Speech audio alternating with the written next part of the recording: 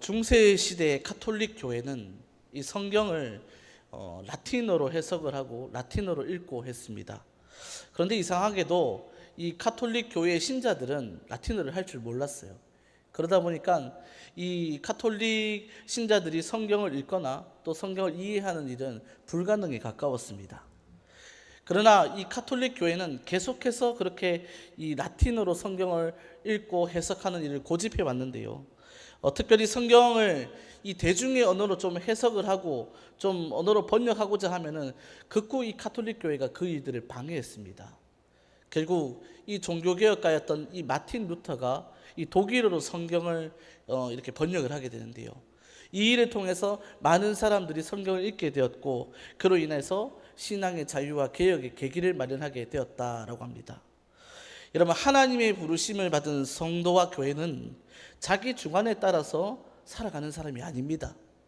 그리고 자기 주관에 따라서 믿는 사람도 아니라는 것이요. 하나님의 교회요 성도는 자기의 주관적인 생각보다는 하나님의 뜻이 어디에 있느냐, 하나님의 뜻이 무엇인가를 늘 살펴보면서 그 뜻에 순종하며 살아가는 사람이 하나님의 교회요 성도라는 것입니다. 때로는 우리가 신앙생활을 하면서 가져왔던 경험들과 노하우가 우리의 신앙에 도움이 될 때가 꽤나 있습니다. 그러나 우리의 그런 경험과 노하우, 즉 이 자기 주관을 너무 내세우다 보면 어떤 일이 일어날까요? 하나님의 뜻보다 내 뜻이 앞설 때가 있다라는 것이죠. 오늘 말씀에도 보면 하나님의 은혜의 역사를 눈으로 다 경험했음에도 불구하고 여전히 자기의 주관을 그대로 가지고 있다가 이 범죄하는 사건이 오늘 본문에 등장하고 있습니다. 구체적으로 어떤 내용이 등장하는지 오늘 본문의 말씀을 통해서 그 사실을 살펴보기를 원합니다. 오늘 본문 1절은 유다 사람도 아니고 북이스라엘 사람도 아니고 저기 이방의 아람 사람 한 명을 소개하고 있는데요. 1절 말씀을 함께 보도록 하겠습니다. 1절 말씀입니다. 시작. 군대 장관 나아만은 그의 주인 앞에서 크고 존귀한 자니 이는 여호와께서 전에 그에게 아람을 구원하게 하셨습니다. 그는 큰 용사이나 나병 환자였더라. 아멘. 본문이 소개하는 사람은 우리가 너무나도 잘 알고 있는 인물이죠. 아람의 군대 장관 나아만이었습니다. 여러분, 이 나아만이 참 위대한 사람이에요. 말씀을 보니까 이 아람은 군대의 장관으로서 아람이 전란 중에 위기에 처했을 때 아람을 구원했던 용사였습니다. 그런데 이런 위대한 사람인 것 동시에 이 사람은 또 어떤 모습이 있냐면 그 당시에 약으로도 고칠 수 없고 어떤 의사를 통해서도 고칠 수 없는 나병이라는 무시무시한 병에 걸렸던 사람이라는 거죠. 그래서 아람의 입장에서 보면 참 위대한 사람인데 이 나아만이라는 자기 자신의 입장에서 보면은 이 나병, 고칠 수 없는 나병에 걸린 굉장히 비참한 사람이라는 겁니다. 한 사람의 모습 속에 위대함과 비참함이 동시에 있죠. 모순된 상황을 가진 사람이라는 겁니다. 여러분, 우리의 삶도 그렇지 않을까요? 우리는 살아가면서 어쩔 때는 많은 업적과 결과들을 내어놓습니다. 하지만 동시에 우리는 누군가에게 말하기도 힘들조차 연약함과 부족함과 죄들이 같이 있다는 거죠. 그래서 나만뿐만 아니라 오늘 저와 여러분도 굉장히 사실 모순적인 존재일 수밖에 없다는 거예요. 아무튼 그런데 1절 말씀 중에 우리의 눈을 딱 멈추게 하는 구절이 하나가 있습니다. 그것은 바로 이 나아만이 아람이 전란에서 있을 때 그리고 또 이 아람을 구원할 때 역사한 분이 있다라고 말합니다. 그러니까 나아만 혼자서 그 일을 한 것이 아니라 그 일을 도운 분이 있다는 거죠. 그분이 누구시죠? 1절 말씀을 보면 여호와 하나님이라고 하고 있습니다. 아니, 이스라엘의 하나님이 어찌 틈만 나면 이스라엘을 괴롭게 하는 그 이방 나라, 그것도 그 군대 장관의 삶 가운데 개입을 하시는 것일까요? 그것은 앞으로 이 나아만을 통해서 일어나는 모든 일들이 자연적으로 발생한 것이 아니라 또 우연히 발생한 것이 아니라 모든 것이 여호와 하나님의 계획 아래서 일어났다는 것을 알려주기 위함이라는 거죠. 여러분, 나아만은 좀 전에 소개했던 것처럼 위대한 사람이었어요. 하지만 동시에 비참한 병에 걸린 사람이었습니다. 그가 이 나병을 치료하지 못한다면 지금은 그가 군대 장관으로서 높은 직위를 누리고 있지만 그 직위를 계속 이어간다는 보장이 없습니다. 물론 그의 사회적 지위가 높아서 그를 나병이 걸렸다고 무슨 격리하거나 다른 방법으로 그를 가두지는 않겠지만, 여러분 생각해 보셔요. 그 나만 주위에 얼마나 많은 부하들이 있었겠습니까? 전염병에 걸릴까봐, 나병에 나도 걸릴까봐 두려워 떠는 사람, 그래서 나만을 멀리하는 사람도 있지 않았겠습니까? 동시에 이 아람 사람 중에 종교심이 가득한 사람은 저 나아만은 비록 군대 장관이지만 신에게 저주를 받아서 저런 악질한 병에 걸렸다라고 말하지 않겠습니까? 아무튼 나아만에게는 지금 자신의 경력에 이러한 모순을 가져다주는 나병을 치유하는 일이 굉장히 시급했다라는 거죠. 바로 그때 아주 귀한 정보 하나가 들려오는데요. 여러분 2절에서 4절 말씀을 한번 읽어보도록 하겠습니다. 2절에서 4절입니다. 전에 아람 사람이 떼를 지어 나가서 이스라엘 땅에서 어린 소녀 하나를 사로잡음에 그가 나아만의 아내에게 수종들더니 그의 여주인에게 이르되 우리 주인이 사마리아에 계신 선지자 앞에 계셨으면 좋겠나이다. 그가 그 나병을 고치리이다 하는지라. 나아만이 들어가서 그의 주인께 아뢰되 이스라엘 땅에서 온 소녀의 말이 이러이러하다이다 하니. 아멘. 나아만의 집에는 전에 이 아람이 이스라엘에 침공하였을 때 마치 노예고 포로처럼 끌고 온 어린 소녀가 있었어요. 그 어린 소녀는 이 나아만의 아내의 수종을 들던 소녀였는데 그 소녀가 정말 귀한 정보를 한 가지 알려주죠. 여러분 그 정보가 뭡니까? 사마리아 지역, 그러니까 이스라엘 지역에 있는 사마리아에 가면 선지자가 있는데 나아만 장군님이 그 선지자에 가면 나병을 고칠 수도 있다라는 그런 귀한 정보였습니다. 이후에 나아만의 아내가 이 어린 소녀의 말을 듣고 곧바로 남편에게 그 말을 다 전하지요. 나병으로 고통받던 나아만이었고 그를 지켜보던 나아만의 아내였습니다. 여러분 무엇으로 들렸겠어요? 이 정보가요. 복음처럼 들렸지 않겠습니까? 정말 이 병을 반드시 치유해야 되는 상황 가운데서 이 정보는 이 나아만과 나아만의 아내에게 복음처럼 들렸을 거예요. 이후에 나아만이 이 사실을 자신의 왕에게, 아람 왕에게 다 전달했습니다. 그랬더니 이 왕에게 이 나아만이 굉장히 중요한 사람이잖아요. 서신을 적습니다. 나아만의 병을 치유해달라고요. 누구에게 적을까요? 이스라엘 왕에게 적습니다. 그리고 나아만은 이 왕이 적은 서신을 가지고 이스라엘에 가기 위해서 은 10달란트, 금 6,000개, 그 다음에 옷 10벌을 챙겨서 준비합니다. 드디어 이 나아만과 나아만을 따르는 수하들이 이스라엘에 도착을 했어요. 당시에 이스라엘 왕은 아합과 이세벨의 아들이었던 여호람이라는 인물인데 이 여호람 왕이 편지를 보고 있으니까 절망합니다. 그래서 옷을 찢어요. 여러분 왜 옷을 찢었을까요? 나아만 자신은 나병을 고칠 힘도 없습니다. 그런데 그것을 뻔히 알고서도 이 군대 장관을 보냈으니까 이 아람이 이것을 빌미를 가지고 또 우리 이스라엘을 침공할까 봐 두려웠던 것입니다. 딱히 방법 없는 가운데서 또 그런 편지를 받으니까 그런 오해를 하게 된 거죠. 그래서 옷을 찢고 절망하게 된 겁니다. 그런데 이 소식을 누가 알까요? 하나님의 종이었던 엘리사가 알게 된 겁니다. 8절의 말씀 한번 보겠습니다. 8절입니다.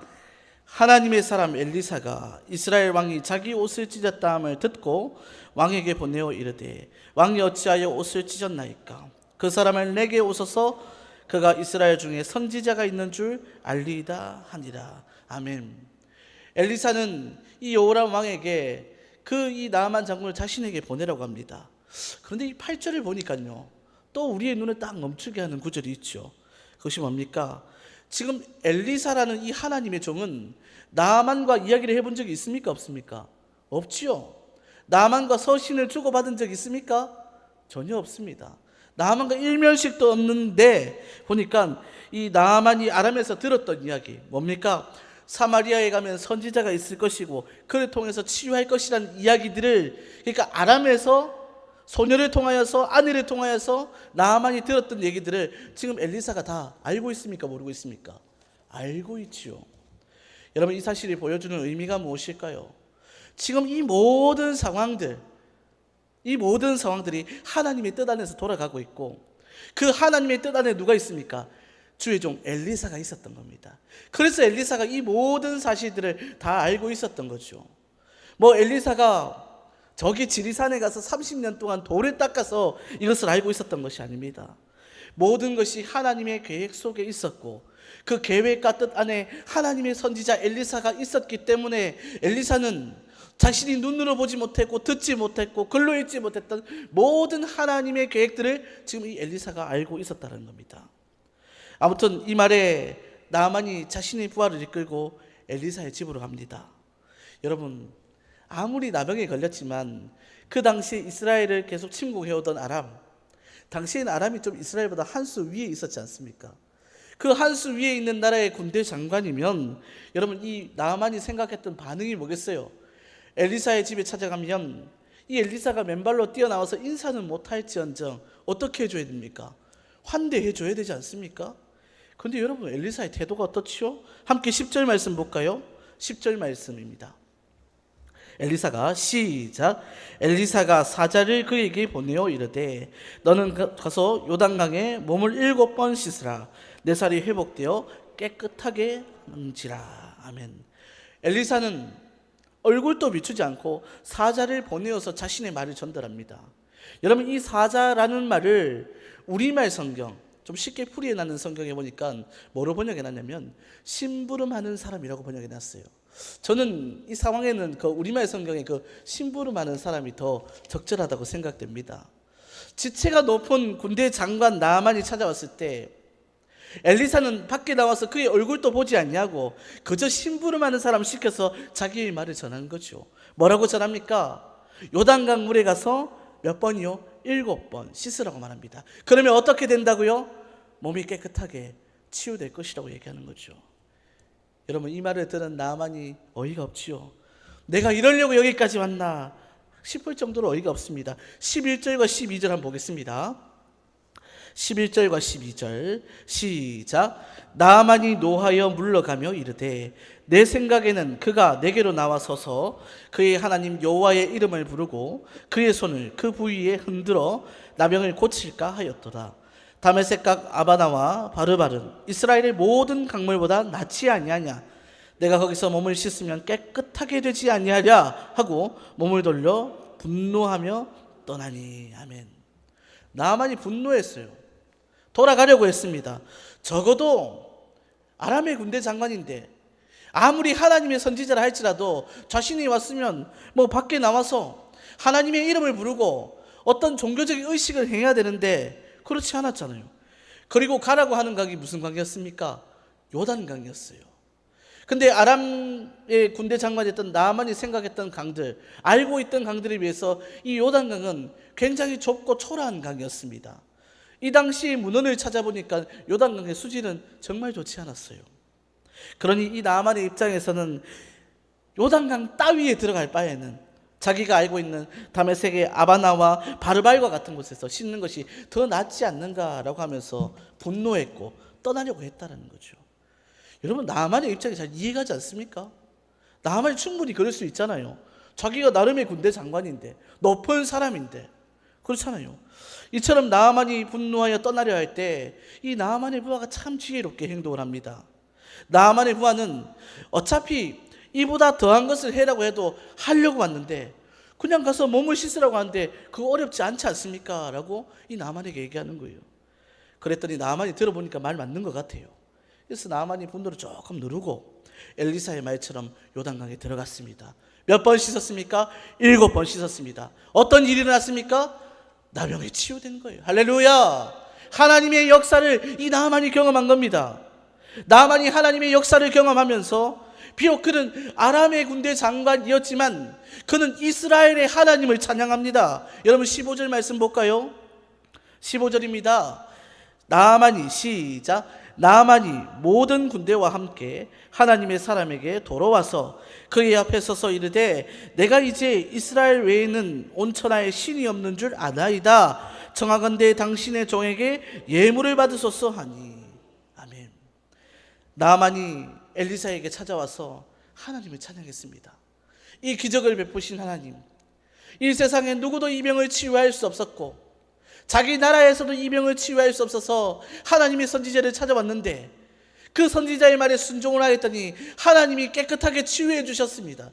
그래서 이 나아만은 아람의 군대 장관이었음에도 불구하고 하나님을 찬양했어요.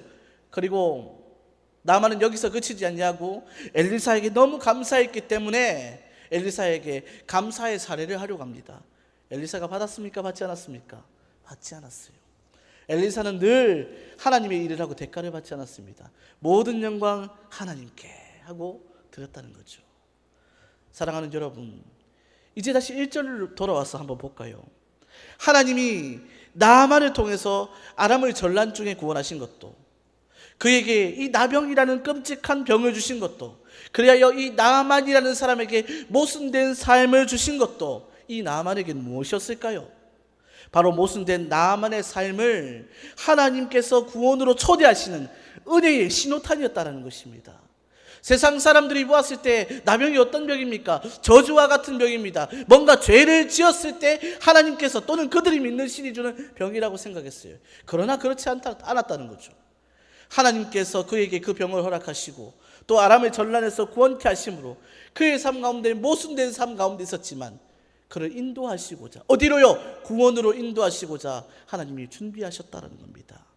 이후에 이스라엘에서 끌려와서 집에서 수종되던 소녀가 했던 이야기, 즉 사마리아에 가면 선지자가 있고 그와 함께하면 병을 고칠 수 있다는 이야기는 나아만에게 무엇이었습니까?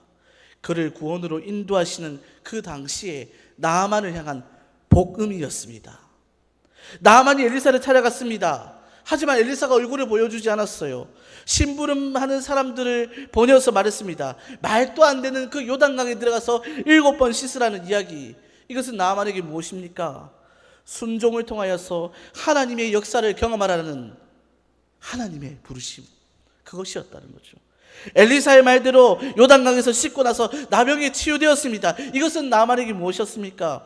부르심에 순종했더니 그에게 일어났던 치유와 구원의 역사였습니다. 치유된 나아만이 하나님을 찬양했습니다. 이것은 무엇입니까? 구원받은 신자로서 나아만이 하나님을 찬양하고 예배하는 일이었습니다. 모든 것이 은혜로부터 시작되어서 은혜로 완성되는 이야기가 누구의 이야기라고요? 나아만의 이야기라고요. 비록 나아만은 자기 고향으로 돌아갔을 때, 자기가 섬기는 그 왕이 림몬의 신전에 들어갈 때 나아만은 왕을 부축해야 됐기 때문에 똑같이 고개를 숙이고 들어갈 수밖에 없습니다. 그마저도 하나님이 보시고 나를 벌하지 말아달라고 엘리사에게 말했죠. 이전과는 완전히 다른 사람이 됐습니다. 이것 또한 하나님의 은혜입니다. 구원받은 이후에 그의 삶 가운데 하나님의 은혜로 변한 모습들을 보여주고 있다는 거죠.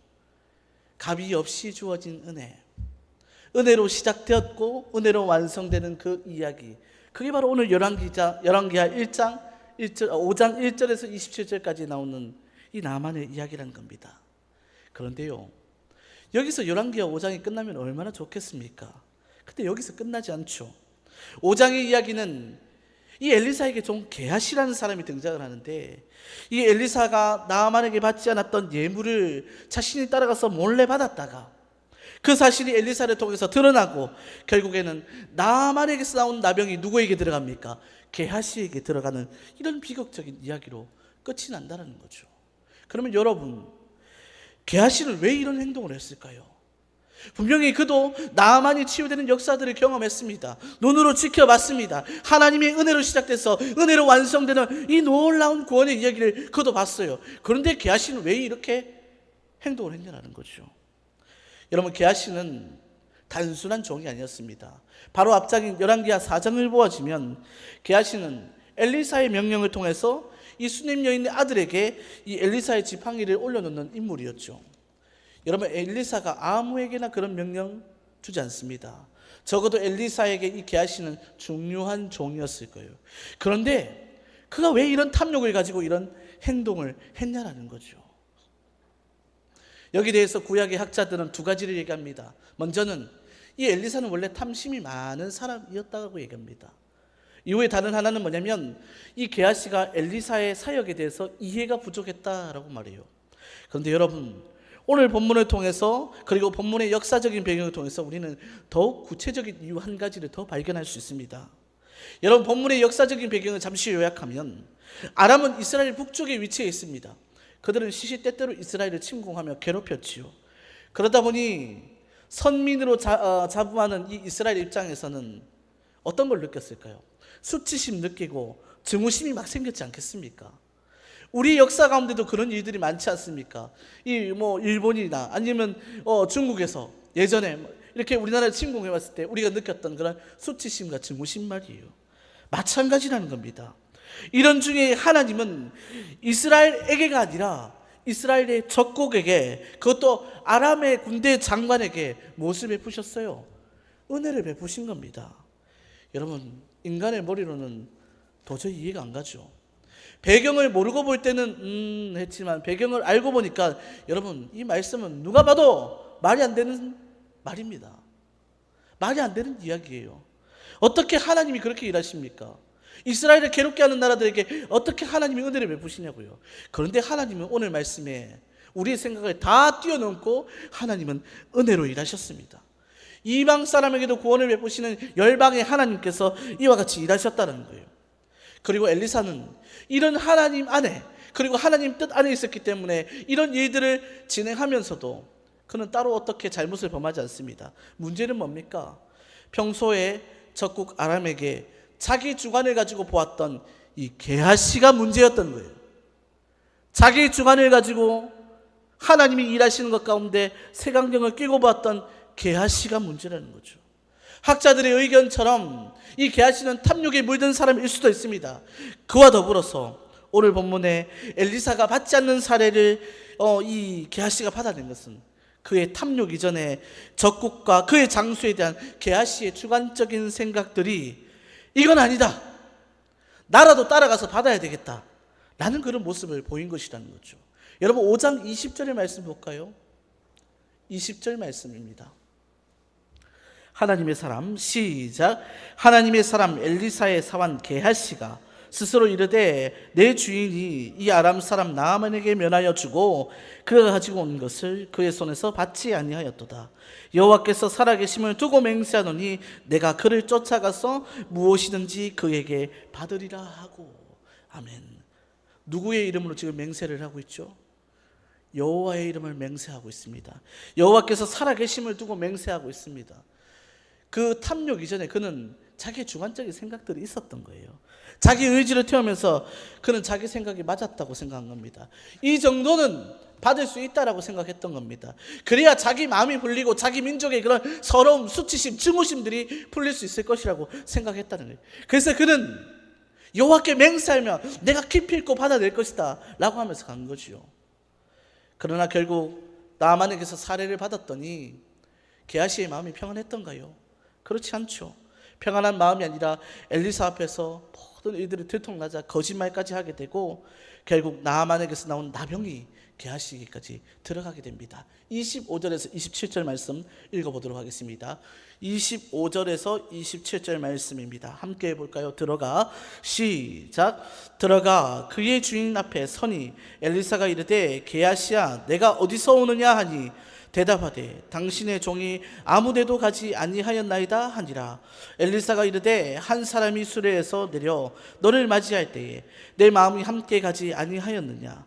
지금이 어찌 은혜를 받으며 옷을 받으며 감람원이나 포도원이나 양이나 소나 남종이나 여종을 받을 때이냐. 그러므로 나아만의 나병이 내게 들어 내 자손에게 미쳐 영원토록 이르리라 하니 게하시가 그 앞에서 물러나오매 나병이 발하여 되었더라. 아멘. 사랑하는 성도 여러분, 오늘 이 말씀을 통해서 하나님께서 우리에게 주시는 교훈이 무엇입니까? 하나님의 은혜로 시작된 일 앞에서 우리가 우리 자신의 주관을 내세우다 보면 그것조차도 탐욕과 거짓으로 이어질 수 있다라는 것이죠. 여러분, 우리 중에 누가 하나님의 일을 방해하고 싶습니까? 그런 사람은 아무도 없을 거예요. 다만 우리의 주관적인 생각과 더 나아가 나의 편견들이 우리로 하여금 값없이 주어진 그 하나님의 은혜 앞에서도 탐욕을 불러일으킬 수 있다는 것입니다. 그러니 우리는 주의 일 앞에서 내 주관보다 하나님의 뜻에 따라가는 법들을 알아야 된다는 것이죠. 여러분, 사실 주관적으로 신앙생활하고 주관적으로 생각하는 것, 여러분 이건 습관과 연결되어 있지 않습니까? 자기 주관으로 주의 일을 대하는 사람들은 계속해서 그런 모습을 보입니다.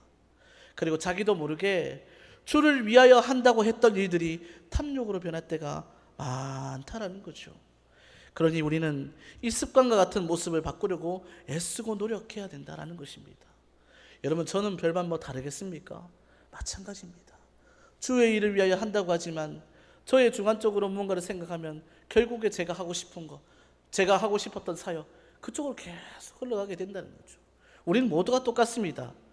모든 주의 일 앞에 우리는 하나님의 뜻이 무엇인지를 구해야 되고, 또 그 뜻에 순종할 수 있는 힘이요 용기요 은혜를 달라고 하나님께 구할 수 있어야 이런 위험으로부터 벗어날 수 있다는 것입니다. 내 뜻보다 크신 주님의 계획을 우리가 신뢰하고 그 주님의 계획과 뜻이 이루어지는 그때가 바로 은혜의 띠임을 기억할 때 우리는 순종할 수 있고, 오랫동안 가지고 있었던 자기의 주관과 편견과 생각과 경험들조차도 내려놓고 하나님의 뜻 앞에서 온전히 순종하며 나갈 수 있다는 것입니다. 할렐루야.